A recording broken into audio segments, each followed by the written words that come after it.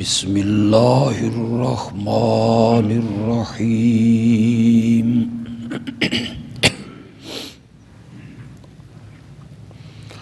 فلما قضى موسى الأجل وسار بأهله آنس من جانب الطور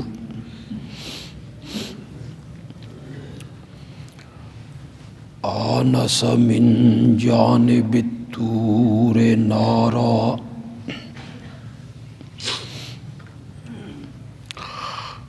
قال لأهلهم كثوا إني آنست نارا لعلي آتيكم منها بخبر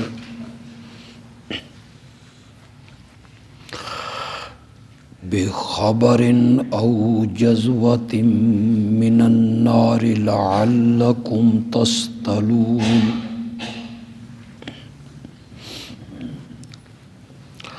فلما أتاها نودي من شاطئ الوادي الأيمن في البقعة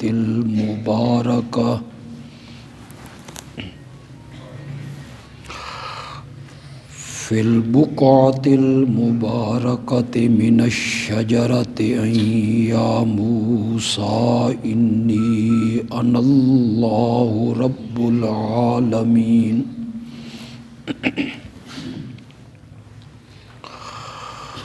اللهم صل على سيدنا ومولانا محمد النبي الأمي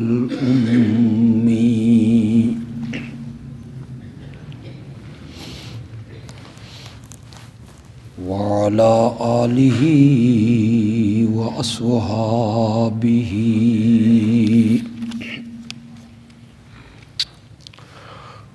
وبارك وسلم ثم صل عليه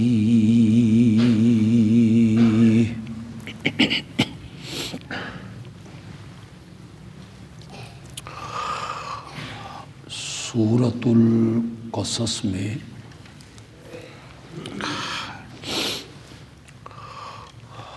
حضرت سیدنا موسیٰ علیہ السلام کا واقعہ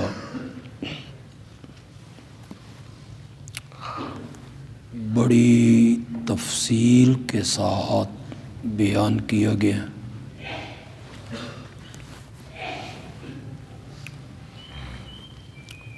مقصد اس واقعہ کے بیان سے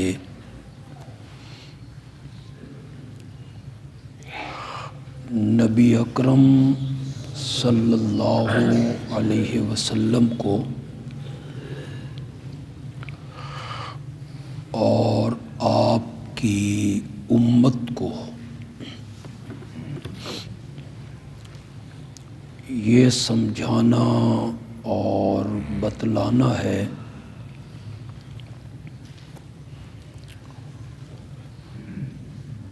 کہ راہ حق میں جب کوئی آدمی چلتا ہے، سفر کرتا ہے، تو اسے مصائب، دکھ، غم اور پریشانیوں کا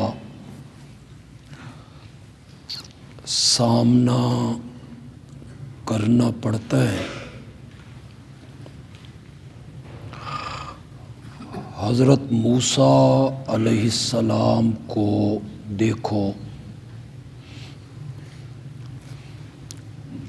انہوں نے اس رستے میں کتنے دکھ اٹھائے،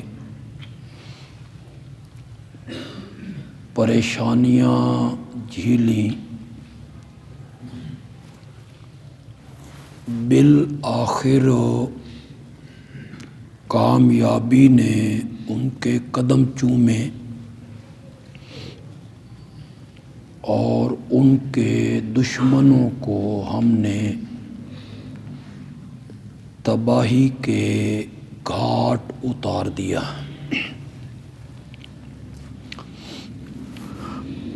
کچھ واقعہ ہم گزشتہ درس میں پڑھ چکے ہیں۔ حضرت موسیٰ علیہ السلام ہجرت کر کے اپنے وطن مصر کو خیر آباد کہہ کے مدین پہنچے۔ مدین سے باہر ایک کنویں پر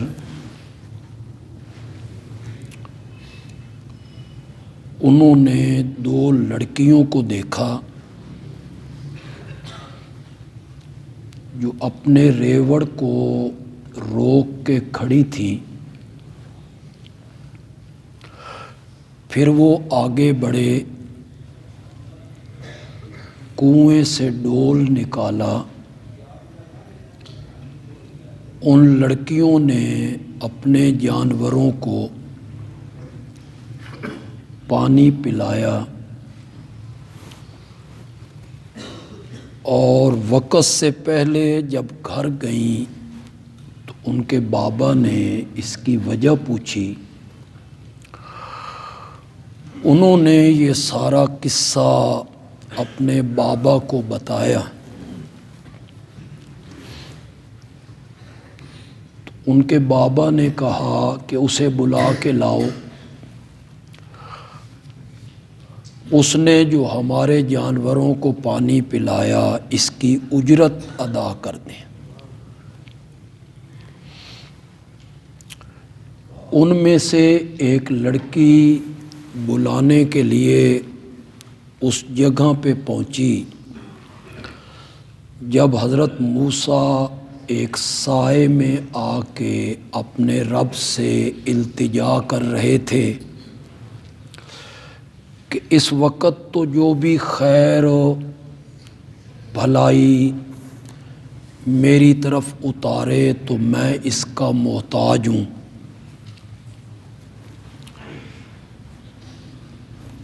تو حضرت موسیٰ علیہ السلام ان کے گھر پہنچے۔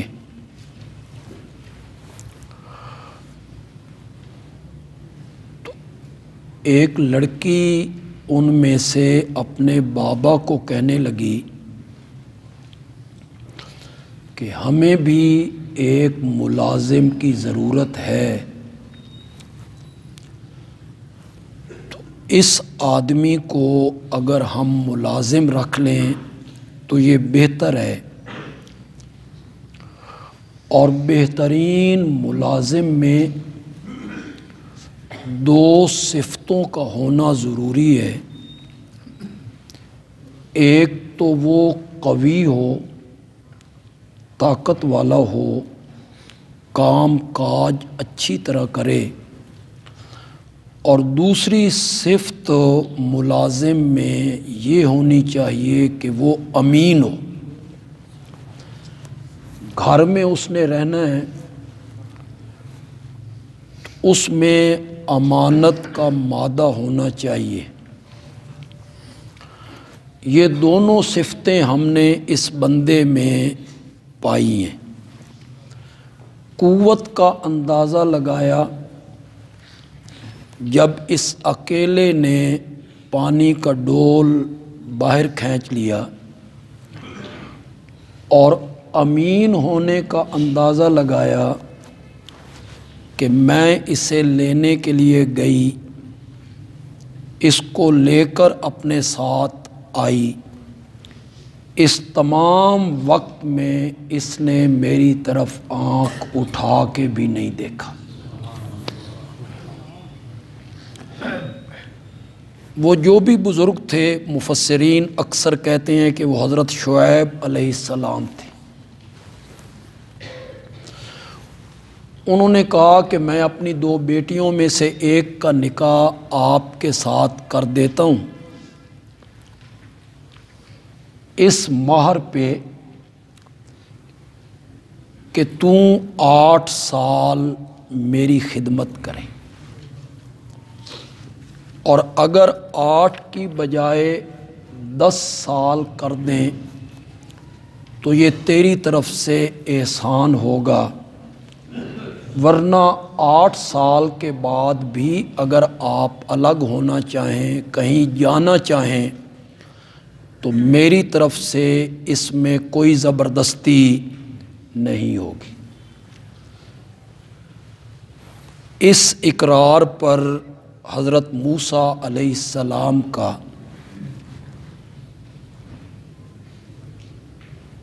ان میں سے ایک لڑکی کے ساتھ نکاح ہو گیا۔ علامہ ابن کثیر رحمۃ اللہ علیہ نے لکھا ہے کہ تاریخ عالم میں 3 آدمی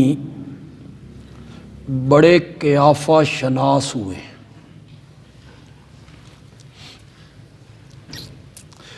کسی بندے کو پرکھنا اور کسی بندے کی اندرونی حالت کا اندازہ لگانا، باطنی حالت کا، یہ کوئی آسان نہیں ہوتا، یہ بڑا مشکل کام ہے۔ علامہ ابن کثیر کہتے ہیں کہ ان میں سب سے پہلے جو قیافہ شناس ہے وہ عزیز مصر ہے، جس نے حضرت یوسف علیہ السلام کو خریدا، خرید کے گھر لایا۔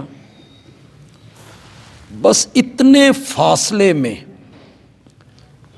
جتنا فاصلہ ہوگا، منڈی سے خرید کے گھر لے آیا، راستے میں کوئی چند باتیں کی ہوں گی حضرت یوسف سے۔ اس نے اپنی بیوی سے کہا اسے اپنے گھر میں عزت کے ساتھ ٹھکانہ دے، عسیٰ ان ینفعنا، ہو سکتا ہے کہ یہ بچہ ہمیں نفع دے، او نتخذہ ولدا، یا ہم اسے اپنا بیٹا بنا۔ تو وہ سفر میں وہ چند قدموں کا ہو سکتا ہے، چند منٹوں کا وہ سفر ہو سکتا ہے۔ تو اس نے حضرت یوسف سے گفتگو کر کے بھانپ لیا کہ یہ عام بچوں کی طرح کوئی بچہ نہیں، بلکہ انتہائی عقل مند، دانش مند، زیرک اور صاحب فہم و ذکا ہے۔ یہ پہلا آدمی ہے جو قیافہ شناس ہوا، اور چند منٹوں میں اس نے حضرت یوسف کی دانش مندی کا اندازہ لگا۔ دوسری قیافہ شناس ہے یہ لڑکی، جو حضرت موسیٰ علیہ السلام کو لینے کے لیے گئی، اور کنویں سے لے کے اپنے گھر میں آنے تک اس نے حضرت موسیٰ علیہ السلام کی امانت و دیانت کو پرکھ لی، سمجھ لی کہ یہ عام آدمیوں کی طرح کوئی آدمی نہیں ہے، بلکہ یہ بڑا امانت دار، اس کی آنکھوں میں شرم و حیا ہے، اس نے پرکھ لیا۔ تیسرے قیافہ شناس ہیں حضرت سیدنا صدیق اکبر رضی اللہ تعالی عنہ، جنہوں نے اپنے بعد خلافت کے لیے حضرت سیدنا فاروق اعظم کو منتخب کی، پرکھا، کوئی ووٹنگ نہیں ہوئی ان کے ہاں کہ کوئی ووٹنگ ہوئی ہو، بلکہ حضرت سیدنا صدیق اکبر رضی اللہ تعالی عنہ نے نامزد کیا اپنے بعد خلافت کے لیے حضرت سیدنا فاروق اعظم رضی اللہ تعالی عنہ۔ کچھ لوگوں نے لکھا کہ انہوں نے اپنی رائے کا اظہار حضرت عمر کے سامنے کیا کہ میں اپنے بعد خلافت کے لیے آپ کو نامزد کر کے جا رہا ہوں، خلافت آپ کے سپرد کر کے جانا چاہتا ہوں۔ تو حضرت عمر نے کہا لیس لی بہا حاجہ، مجھے خلافت کی کوئی ضرورت نہیں، یہ تربیت ہے جو میرے نبی نے اپنی یاروں کی تھی۔ لوگ تو کہتے ہیں نا کہ یہ کلمہ ہی انہوں نے اس لیے پڑھا تھا کہ ان کو حکومت ملے گی، اقتدار ملے گا، مال ملے گا، دولت ملے گی، اس لالچ میں یہ لوگ میرے نبی کے ساتھ ملے تھے۔ لوگوں کا کہنا تو یہ ہے، لیکن یہاں جب خلافت بغیر کسی الیکشن کے ووٹوں کے پکے ہوئے پھل کی طرح جھولی میں گر رہی ہے، کوئی محنت نہیں کرنی، کسی کی منت سماجت نہیں کرنی، اور وہ نامزد کر رہے ہیں، اور وہ کتنی بے پرواہی سے کہتے ہیں لیس لی بہا حاجہ، مجھے اس کی کوئی حاجت نہیں، مجھے اس کی کوئی ضرورت نہیں ہے، آپ کسی اور کو یہ خلافت سپرد کر دیں۔ حضرت سیدنا صدیق اکبر رضی اللہ تعالی عنہ نے جواب میں بڑا خوبصورت جملہ کہا، وَلَٰكِن بِهَا إِلَيْكَ حَاجَةٌ، بہت خوبصورت جملہ ہے، وَلَٰكِن بِهَا إِلَيْكَ حَاجَةٌ، میں یہ جانتا ہوں کہ تمہیں خلافت کی کوئی ضرورت نہیں ہے، لیکن عمر میری مجبوری دیکھ، خلافت کو تیری ضرورت پڑ گئی، میں خلافت تجھے دے کے نہیں جا رہا، میں تو خلافت کو عمر دے کے جا رہا ہوں۔ اور جب اللہ مجھ سے پوچھے گا کہ مسلمانوں کی باغ ڈور کس کے سپرد کر کے آئے ہو، تو میں کہوں گا میں مسلمانوں کی باغ ڈور اس کے سپرد کر کے آیا ہوں جو اس وقت دھرتی پر سب انسانوں میں سے افضل انسان، سب سے اعلیٰ ہے اور سب سے برتر ہے۔ میں خلافت کی باغ ڈور اس فاروق اعظم رضی اللہ تعالی عنہ کے سپرد کر ہے۔ تو کس طرح قیافہ شناس ہیں حضرت سیدنا صدیق اکبر، انہوں نے کس طرح پرکھا ہے خطاب کے بیٹے کو کہ اس میں صلاحیتیں ہیں خلافت کی، اور واقعی حضرت عمر نے بعد میں ثابت کر دیا کہ حضرت سیدنا صدیق اکبر کی جو سوچ تھی، جو فہم تھا، وہ 100% درست تھا، کہ پھر بہت صدیوں بعد آنے والے عیسائیوں کو اور عیسائیوں کے سربراہوں کو، جو ان میں کرتا دھرتا لوگ تھے، انہیں یہ کہنا پڑ گیا کہ اگر اسلام کے دامن میں ایک اور عمر ہوتا تو پوری دنیا سے کفر کا نام مٹ چکا ہوتا۔ یہ عیسائیوں کو کہنا پڑ گیا۔ میں نے کئی مرتبہ حیدرآباد کی جو یونیورسٹی ہے اس کے جو سربراہ تھے پروفیسر شوستری، ان کا مقولہ میں نے کئی مرتبہ آپ کو سنایا کہ علامہ شبلی نعمانی رحمۃ اللہ علیہ نے حضرت عمر کی سیرت پر ایک کتاب لکھی تھی الفاروق۔ اب بھی ملتی ہے، بہت زبردست کتاب ہے، سیدنا فاروق اعظم رضی اللہ تعالیٰ عنہ کی منقبت۔ تو وہ اس یونیورسٹی میں لائبریری میں داخل ہوئی کہ یہ لائبریری میں رکھی جائے یہ کتاب تاکہ طلبہ اس کا مطالعہ کریں۔ تو ایک مخصوص فرقے کے لوگوں نے احتجاج کیے کہ یہ کتاب حیدرآباد کی یونیورسٹی میں لائبریری میں نہیں ہونی چاہیے۔ اس احتجاج میں اس طبقے کے جو طلبہ تھے وہ پروفیسر شستری کو ملے۔ تو اس نے کہا، بہت خوبصورت جملہ اس نے کہا میں تمہارے کہنے پر لائبریری سے الفاروق نامی کتاب نکال دیتا ہوں، لیکن مجھے یہ تو بتاؤ اگر اسلام کی تاریخ سے فاروق اعظم کو نکال دیا جائے اسلام کے پاس بچتا کیا ہے، رہتا کیا ہے اسلام کے پاس اگر عمر کو اسلام کی تاریخ سے نکال دیا جائے؟ انہیں شرم نہیں آتی؟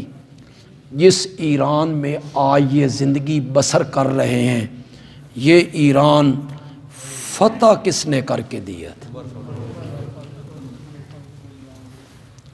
سعد ابن ابی وقاص نے۔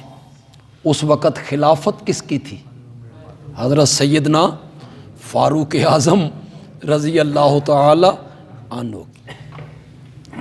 یہ فارس و روم انہی کے وقت میں فتح کیے گئے۔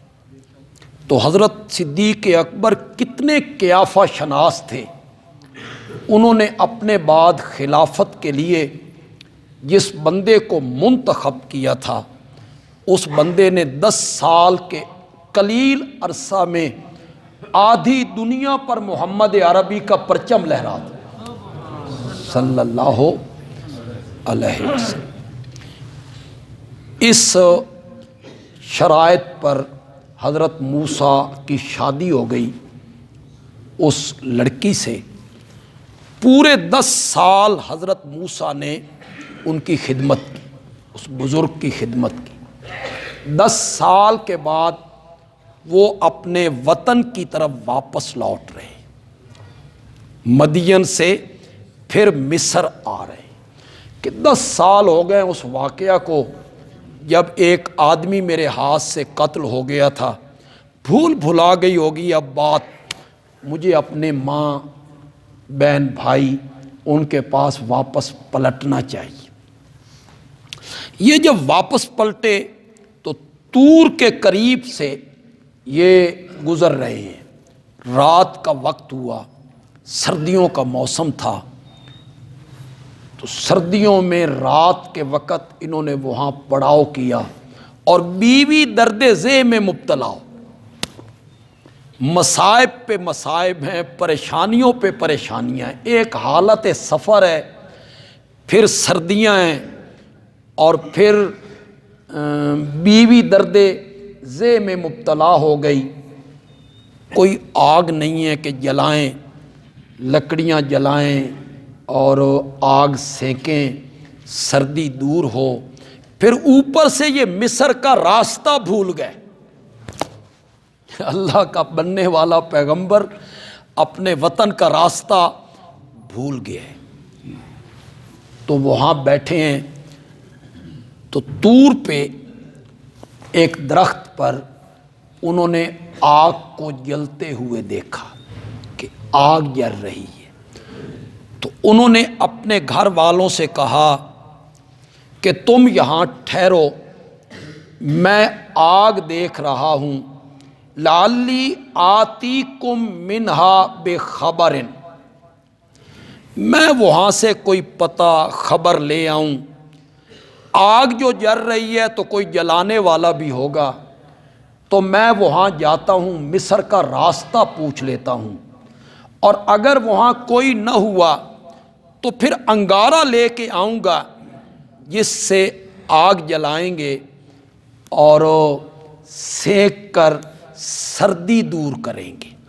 اللہ نے اس واقعہ کو بھی قرآن میں ذکر کیا، یہ بتانے کے لیے، لوگوں کو یہ ذہن نشین کروانے کے لیے کہ جو اپنے وطن کا راستہ بھول جاتا ہے وہ عالم الغیب نہیں ہوتا۔ یہ بننے والا پیغمبر ہے، چند لمحوں کے بعد اس کے سر پہ نبوت کا تاج اللہ نے سجا دینا ہے، نبوت کا تاج اسے رب نے پہنا دینا ہے۔ قرآن کہتا ہے فلما اتاہا، پھر جب موسیٰ اس آگ کے قریب آئے، اس جگہ کے قریب آئے، نودیا، تو اسے آواز دی گئی ایک بابرکت جگہ سے، یہ طوری مراد ہے، ایک درخت سے آواز آئی، یا موسیٰ، اے موسیٰ، انی انا اللہ، جسے تم آگ سمجھ کے آئے ہو یہ آگ نہیں ہے، میں تیرا رب اللہ ہوں۔ انی انا اللہ رب العالمین، تو رب کی تجلی تھی، وہ جو آگ تھی وہ رب کی تجلی تھی، اسی سے آواز آئی کہ جسے تم آگ سمجھ کے آئے ہو یہ آگ نہیں ہے، میں تمہارا اللہ ہوں رب العالمین۔ وان الق عصاک، قرآن ساری تفصیلات کو بیان نہیں کرتا، کچھ صورتوں میں اس کو اور طرح سے ذکر کرتا ہے، یہاں اللہ نے اسے اور طریقے سے ذکر کیا۔ ہم نے سورۃ طٰہٰ پڑھ لی ہے، سورۃ طٰہٰ میں جب اس کو ذکر کیا تو کیا کہا؟ فلما اتاہا نودی یا موسیٰ انی انا ربک،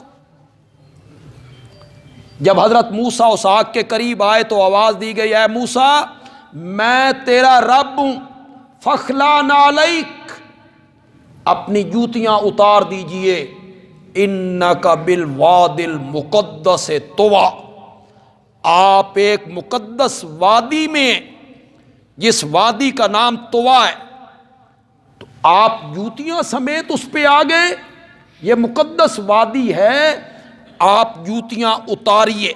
سورۃ طٰہٰ میں اسے اس طرح بیان کیا، وَهَلْ أَتَاكَ حَدِيثُ مُوسَىٰ إِذْ رَأَىٰ نَارًا فَقَالَ لِأَهْلِهِمْ امْكُثُوا إِنِّي آنَسْتُ نَارًا لَعَلِّي آتِيكُم مِّنْهَا بِقَبَسٍ أَوْ أَجِدُ عَلَى النَّارِ هُدًى، میں وہاں سے انگارہ لاؤں گا یا وہاں کوئی راستہ بتانے والا ہوگا تو میں مصر کا راستہ پوچھوں گا۔ اللہ نے اس کو بھی ذکر کیا کہ میرا بننے والا پیغمبر جوتیوں سمیت اس مقدس وادی میں آئے تھے۔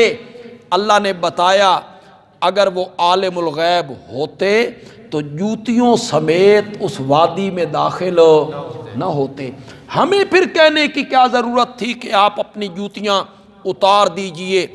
پھر سورۃ طٰہٰ میں اس کو بیان کیا، انا اخترتک، میں نے تجھے چن لیا ہے، کس کے لیے؟ نبوت کے لیے، میں نے آپ کو چن لیا ہے، رسالت کے لیے میں نے آپ کو چن لیا ہے، اپنے ساتھ ہم کلامی کے لیے، کہ بغیر واسطہ جبریل کے میں نے آپ سے کلام کرنا۔ وَأَنَا اخْتَرْتُكَ فَاسْتَمِعْ لِمَا يُوحَىٰ، وہ جو آپ کی طرف وحی کی جا رہی ہے اسے غور سے سنیے گا۔ اِنَّنِي أَنَا اللَّهُ، بے شک میں اللہ ہوں، لا الہ الا انا، میرے سوا کوئی الہ نہیں ہے۔ تو وہاں اس کا ذکر کیا، پہلے نبوت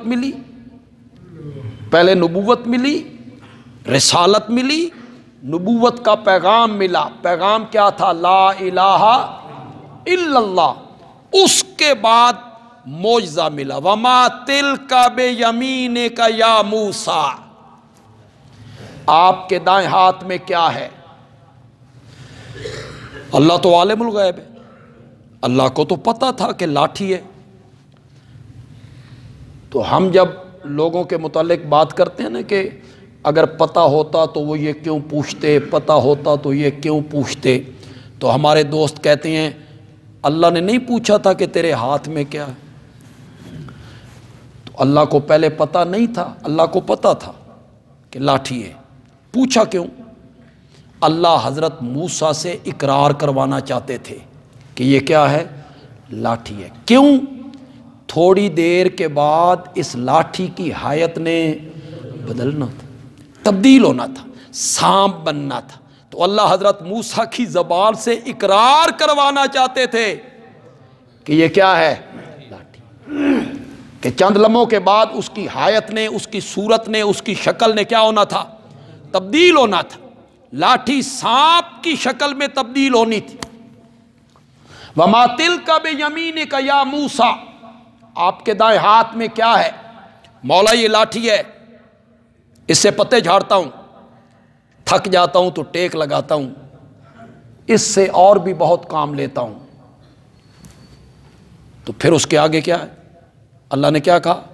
القھا یا موسیٰ، اس لاٹھی کو ڈالیے۔ اور یہاں درمیان والی ساری چیزیں حذف کر کے اللہ نے یہاں کہا ان الق عصاک، ڈال اپنی لاٹھی۔ فلما راہا، حضرت موسیٰ نے لاٹھی ڈالی، پھر جب اس کو دیکھا تہتز، وہ حرکت کرتی ہے، کانہا جان، گویا کہ وہ ایک سانپ ہے۔ لاٹھی سانپ کی شکل میں بدل گئی۔ واللہ مدبرن، اللہ کا پیغمبر بھاگا پیٹھ دے کر، ولم یعقب، پیچھے مڑ کے دیکھتا نہیں ہے۔ لاٹھی سانپ کی شکل میں تبدیل ہو گئی۔ حضرت موسیٰ بھاگ کھڑے ہوئے پیٹھ دے کر، یا موسیٰ، اے قلنا، ہم نے کہا اے موسیٰ اقبل، آگے آئیے، ولا تخف، ڈریے نہیں، انک من الآمنین، تم امن پانے والے لوگوں میں سے ہو، آپ کو ڈرنے کی کیا ضرورت ہے؟ اس کو پکڑیے۔ سورۃ طٰہٰ میں کیا کہا؟ وما تلک فلما القھا یا موسیٰ فلما القاہا فاذا ہی حیۃ تسعیٰ قال خذھا ولا تخف، اس کو پکڑیے، ڈریے نہیں، سنعیدھا سیرتھا الاولیٰ، پکڑنا تیرا کام ہے اور پہلی حالت کی طرف لوٹانا ہمارا کام۔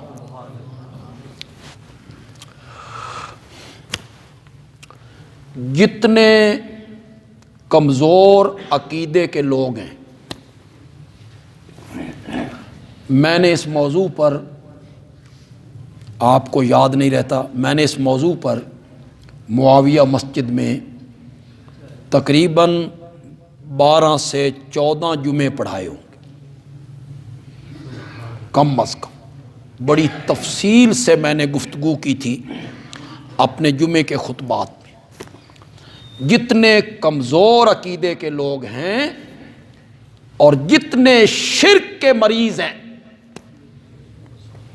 شرک کی دلدل میں جتنے لوگ پھنسے اور شرک کی راہ پر جتنے لوگ چلے، انہیں دھوکہ لگا نبیوں کے معجزوں سے اور انہیں دھوکہ لگا ولیوں کی کرامتوں سے، ان کے عقیدے بگڑ گئے۔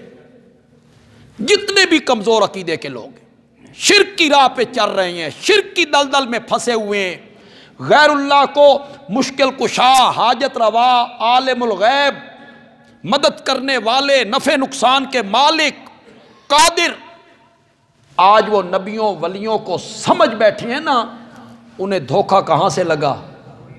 نبیوں کے معجزوں سے، ولیوں کی کرامت سے۔ انہوں نے سمجھا یہ نبی کے اختیار میں، ایک پیالہ دودھ کا ہے، سارے صفہ والے پی گئے، ایک گھونٹ کا فرق نہیں آیا۔ یہ بیان کر کے وہ خطیب صاحب کہتے ہیں ہاں وہابی آخدے نے نبی دیکھتے یار کچھ نہیں، دیکھو پیالہ دودھ کا تھا، پی گئے کتنے لوگ۔ معلوم ہوتا ہے رزق کا بڑھانا، روزی کا بڑھانا یہ نبی پاک کے اختیار میں۔ وہ دیکھتے نہیں ہو پیالہ تھا، ایک مشکیزہ پانی کا سارا لشکر پی گیا۔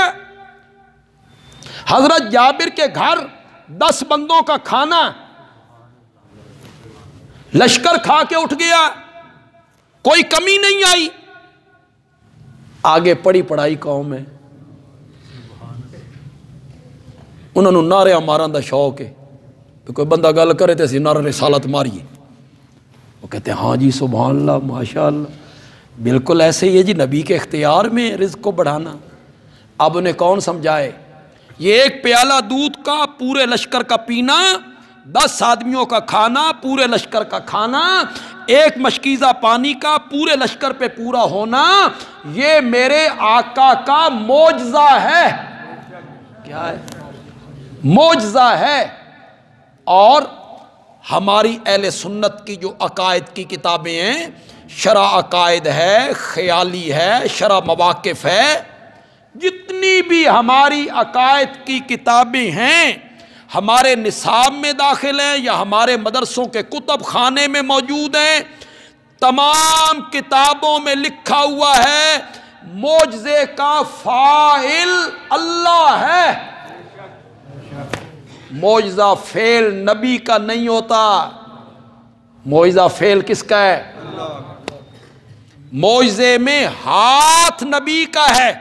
پھر سمجھو اللہ کرے یہ میری ویڈیو کسی بندے تک پہنچے، اس کا عقیدہ صحیح ہو جائے، نہ چڑھانا مقصود ہے، نہ زج کرنا مقصود ہے، نہ ہٹ کرنا مقصود ہے، نہ فتویٰ لگانا مقصود ہے، مقصد ہے کسی کے عقیدے کی اصلاح ہو جائے، وہ شرک کی دلدل سے نکل آئے، وہ شرک میں غرق ہے تو ساحل پہ آئے۔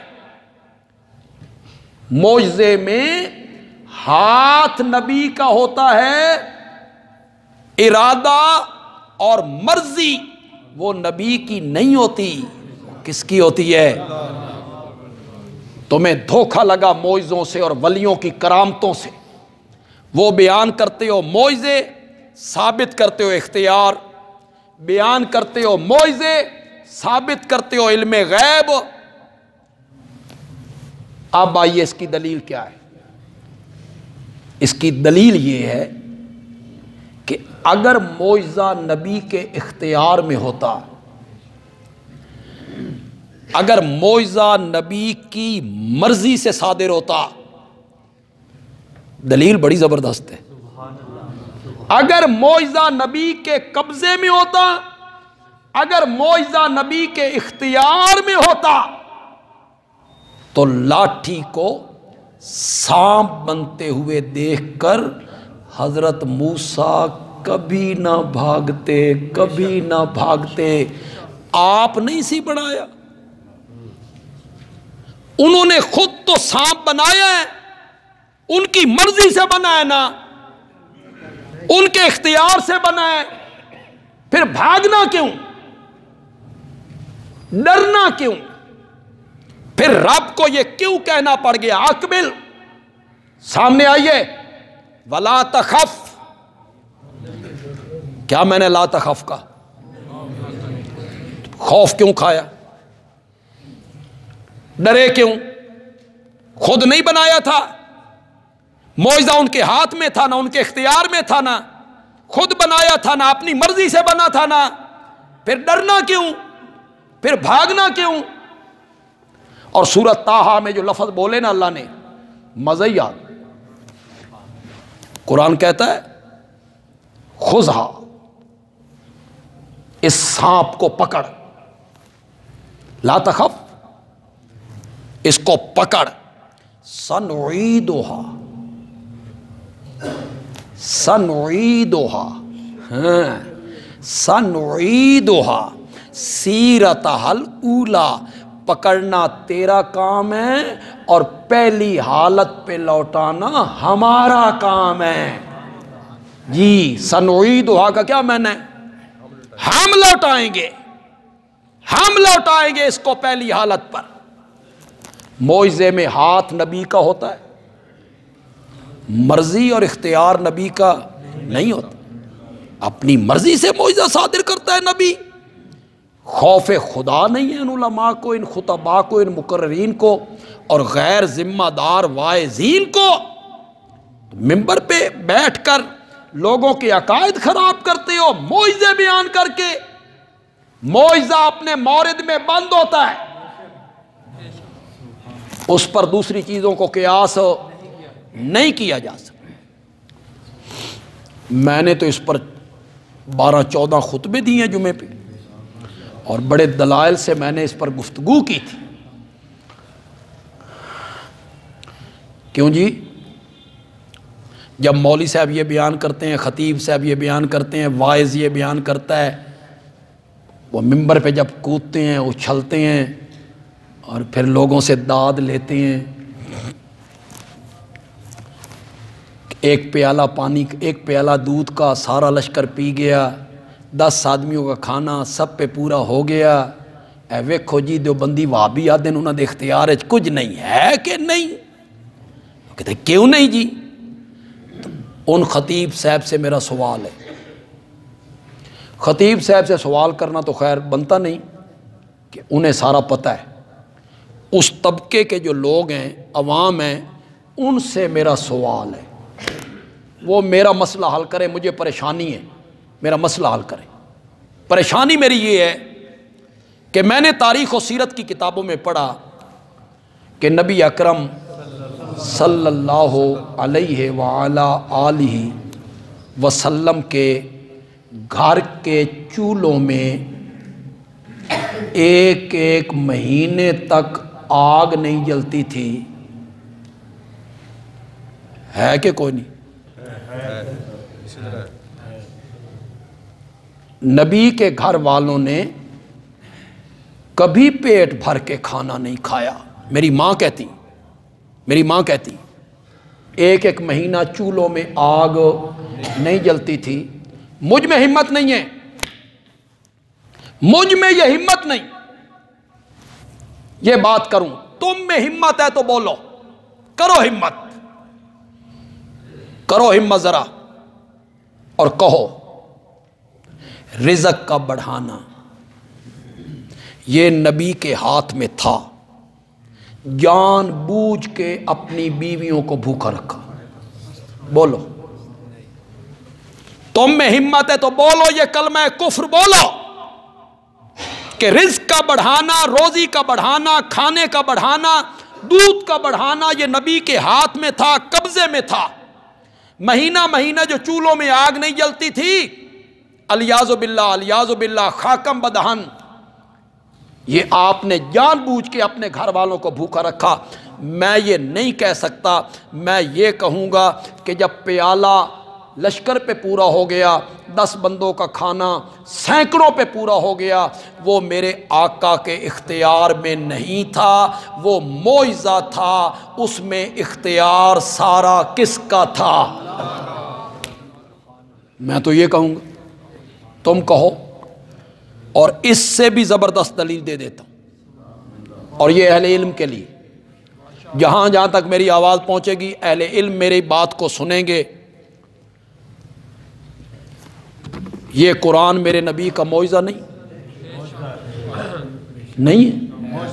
سورۃ عنکبوت میں اللہ نے مشرکین سے کہا تم جو میرے نبی سے مطالبہ کرتے ہو کہ تیرے باغ لگ جائیں انگوروں کے، کھجوروں کے، تم جو میرے نبی سے مطالبہ کرتے ہو کہ ایک چشمہ جاری ہو جائے، تیرا گھر سونے کا بن جائے، آسمان پہ تو چڑھ جائے، یہ معجزے دکھا، ہم مان جائیں گے؟ مطالبہ کرتے ہیں۔ تو اللہ تعالیٰ سورۃ عنکبوت میں مشرکین کو کہتے ہیں کیا تمہارے لیے قرآن معجزہ کافی نہیں کہ مطالبے کرتے ہو معجزوں کے، سونے کا مکان بن جائے تمہارے لیے؟ اولم یکفیم، کیا ان کے لیے کافی نہیں ہے قرآن کہ یہ معجزہ ہے سب سے بڑا میرے نبی کا؟ تو میرے نبی کا سب سے بڑا معجزہ کیا ہے؟ قرآن۔ بولو قرآن، زور سے بولو ذرا، قرآن میرے نبی نے خود بنایا ہے۔ معجزہ نبی کے قبضے میں ہوتا ہے نا، تمہیں یہ کہتے ہوئے شرم نہیں آتی کہ معجزہ نبی کے اختیار میں ہوتا ہے؟ تو پھر قرآن میرے نبی نے خود بنایا ہے، یہ قرآن میرے نبی کی مرضی سے اترتا تھا، اس میں میرے نبی کا اختیار نہیں تھا۔ اس قرآن کو نازل کرنے والا کون ہے؟ مرضی بھی کس کی چلتی تھی؟ اختیار بھی کس کا چلتا تھا؟ تو پھر تمہیں یہ بات کیوں سمجھ نہیں آ رہی ہے؟ انبیاء کے معجزے برحق، ولیوں کی صحیح کرامتیں بھی برحق، لیکن معجزے میں ہاتھ نبی کا ہوتا ہے اور کرامت میں ہاتھ ولی کا ہوتا ہے۔ مرضی اور اختیار نبی اور ولی کا نہیں ہوتا، مرضی اور اختیار عرش والے کا ہوتا ہے۔ اور ایڈیاں تھوک دے حساب نال کرامتاں ہونیاں بھی کوئی نہیں، تھوک سے کرامتیں کوئی نہیں ہوتی، یہ سب تم نے گھڑی ہیں، بنائی ہیں تم، ورنہ یہاں پڑھے لکھے لوگ بیٹھے ہیں، تاریخ سیرت کی کتابیں، حدیث کی کتابیں آپ نے پڑھی ہوں گی، حضرت ابو بکر رضی اللہ تعالیٰ عنہ اس امت میں سب سے افضل ہے، اور یہ میں نہیں کہتا، رب کی منشا یہ۔ میں آئندہ جمعہ اس پہ گفتگو کروں گا انشاءاللہ، میرا جمعے کا خطبہ ہے، خطبہ تو یہ ہے کہ اللہ کی ذات الگ ہے اور میرے نبی کی ذات الگ ہے، اللہ کی صفتیں الگ ہیں، میرے نبی کی صفتیں الگ ہیں۔ اسی ضمن میں حضرت سیدنا صدیق اکبر کی عظمت بیان کروں، اسی موضوع کے ضمن میں کروں، اس لیے کہ جمادی الثانی ہے نا، جمادی الثانی میں حضرت سیدنا صدیق اکبر کا انتقال ہوا، تو بڑے جلسے ہو رہے ہیں، بڑی کانفرنسیں ہو رہی ہیں، ملک کے دوسرے شہروں میں نے جانا ہے۔ اللہ کی منشا یہی ہے کہ ابو بکر ساری امت سے افضل ہے، میرے نبی کا خیال بھی یہی کہ ابو بکر سب سے افضل، خاندان علی کا خیال بھی یہی ہے کہ ابو بکر سب سے افضل، مشرکین مکہ بھی یہی سمجھتے تھے کہ ابو بکر نبی پاک کے بعد سب سے اہم ہے، سیدنا صدیق اکبر رضی اللہ تعالی عنہ سب سے افضل، پوری امت سے افضل۔ ان کی کوئی کرامت آپ کے ذہن میں ہو تو بولو، شاباش، بولو، کوئی کرامت ان کی؟ کوئی۔ حضرت عثمان کی کوئی کرامت؟ بولو، کوئی۔ حضرت طلحہ کی، حضرت زبیر کی، بولو کوئی کرامت؟ تم نے تھوک کے حساب سے کرامتیں بنائیں بعد میں آنے والوں کے لیے، گھڑی تم نے۔ حضرت شیخ عبد القادر جیلانی رحمۃ اللہ علیہ کی جو کرامتیں تم بیان کر دو، سب من گھڑت، کوئی دلیل نہیں، کوئی اس پر حجت نہیں، تم نے گھڑیاں بیان کرتے رہتے ہو اور لوگ بھی بغیر سوچے سمجھے ان کو تسلیم کرتے رہتے، ورنہ صحابہ کی کوئی کرامتیں ہیں تو بولو۔ حضرت سیدنا حسین رضی اللہ تعالیٰ عنہ کی کوئی کرامت ہے تو بولو، حضرت سیدنا حسن کی کوئی کرامت ہے تو بولو، بولو، چلو ہوگی بھی صحیح تو کوئی ایک ہوگی، دو ہوں گی، تم نے تو سینکڑوں کے حساب سے گھڑی ہے کرامت۔ حضرت علی حجویری کے لیے تم نے گھڑی ہاں جی، بہاول حق ملتانی کے لیے تم نے گھڑی، شیخ عبد القادر جیلانی رحمۃ اللہ علیہ کے لیے تم نے گھڑی، سلطان باہو رحمۃ اللہ علیہ کے لیے تم نے گھڑی، وہ ختم ہونے کی نہیں آتی۔ کدی مننے دی موت ہے، کدی ننے دی موت ہے، کدی انہوں دی زندگی ہے، منہ مر گیا اس کو زندہ کر دیا، وہ لڑکی لے کے آیا، اس نے کہا جی میں تے لڑکا آکھیا سی، انہوں نے کہا لپیٹ کے آکھیا جا لے جا، گھر جا کے ویکھیا تے لڑکا۔ تبدیلی جنس دیکھو، اس وقت کی تبدیلی جنس، لے کے آیا تے لڑکی، لے کے گیا تو گھر میں دیکھا تو لڑکا۔ لا تبدیل لخلق اللہ، تمہیں قرآن کی اس آیت کا کوئی پتہ نہیں؟ لا تبدیل لخلق اللہ، اللہ کی تخلیق میں کوئی تبدیلی نہیں، کوئی تبدیلی نہیں۔ حضرت شیخ عبد القادر جیلانی ماں کے پیٹ سے باہر آئے نا جی، تو انہیں 4 سال کی عمر میں داخل کیا گیا نا، انہوں نے ادھا قرآن حفظ سی، ہاں ماں کے پیٹ میں حفظ ہو گئے، ماں کے پیٹ میں۔ کیوں؟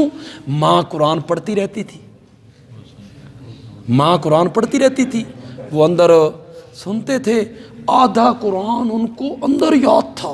لوگوں کا سبحان اللہ، قرآن نہیں پڑھیں گے؟ ہم نے جب تمہیں پیدا کیا تو تم کوئی چیز نہیں جانتے تھے، قرآن نہیں، قرآن نے کہا تم کوئی چیز نہیں جانتے تھے جب ہم نے تمہیں پیدا کیا، قرآن نے کہا۔ یہ ساری کرامتیں تم نے خود بنائی۔ تو آپ کو سمجھ آ گئی؟ جہاں تک میری آواز پہنچے گی، اللہ کرے کوئی بندہ منیب آدمی، انابت کرنے والا آدمی میری بات کو سنے، تو میں نے سمجھایا یہ ہے کہ جتنے لوگ شرک کی راہ پہ چلے، جتنے لوگ شرک کی دلدل میں پھنسے، ان کو مغالطہ اور دھوکہ کہاں سے لگا؟ نبیوں کے معجزے، ولیوں کی کرامتیں۔ میں نے آج آپ کو سمجھا دیا ہے کہ انبیاء کے معجزات برحق ہیں، لیکن معجزے کا فاعل نبی نہیں ہوتا، معجزے کا فاعل کون ہوتا ہے؟ اللہ ہوتا ہے۔ معجزے میں ہاتھ نبی کا ہوتا ہے، مرضی اور اختیار وہ کس کا ہوتا ہے؟ اللہ کا ہوتا ہے۔